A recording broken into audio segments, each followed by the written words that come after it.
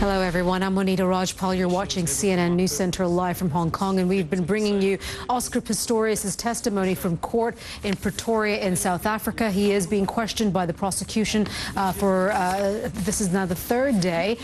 Let's continue listening in. In your bedside drawer. That's correct, my lady. Is that your understanding of the law, that if you leave the house, you're allowed testimony. I'm not sure if I think we're working on trying to get that back as we speak, but as we've been hearing, he has been grilled by the prosecution, and now we're talking about his gun ownership. But many times we'd heard that the prosecution had talked about his negligence, as they called it, as Harry Nell called it, his negligence as a gun owner. And he also described Oscar Pistorius as a gun enthusiast. He also then went on to ask Mr. Pistorius to take responsibility for his roles, and he kept asking him, why are you not taking responsibility for your actions? He was also talking about that particular night when Reva Steenkamp was killed and where the gun was. The trial in the Oscar Pistorius trial has now adjourned for lunch on this Thursday. This is the fourth day of testimony, the second day of cross-examination by the prosecution, and we just heard there Oscar Pistorius going back to the night that Reva Steenkamp was shot and killed, saying, "I fired my weapon. It was an accident because I interpreted that someone would come out and attack me." This was after intense questioning from the prosecutor, Harry Nell, asking him again about why did he fire.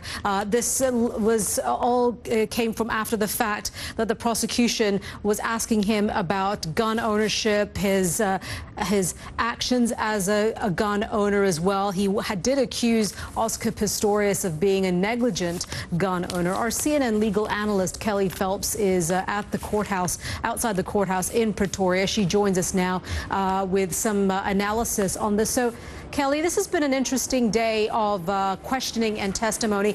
Everything from the text messages that Oscar Pistorius and Reva Steenkamp received or sent to each other, to where we are today, again, to this point right now, where they go back to that night, again, him saying that it was an accident.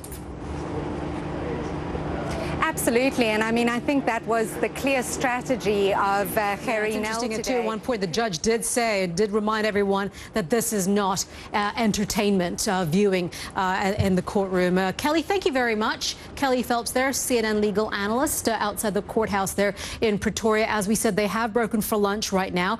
They will come back in about an hour, we understand, after lunch, as they have been doing so.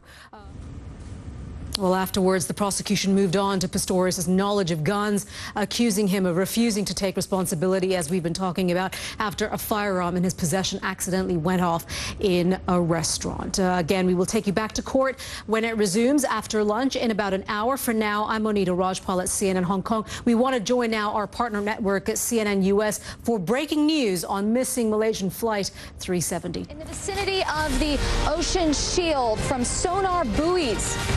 But you're not sorry that you killed their daughter.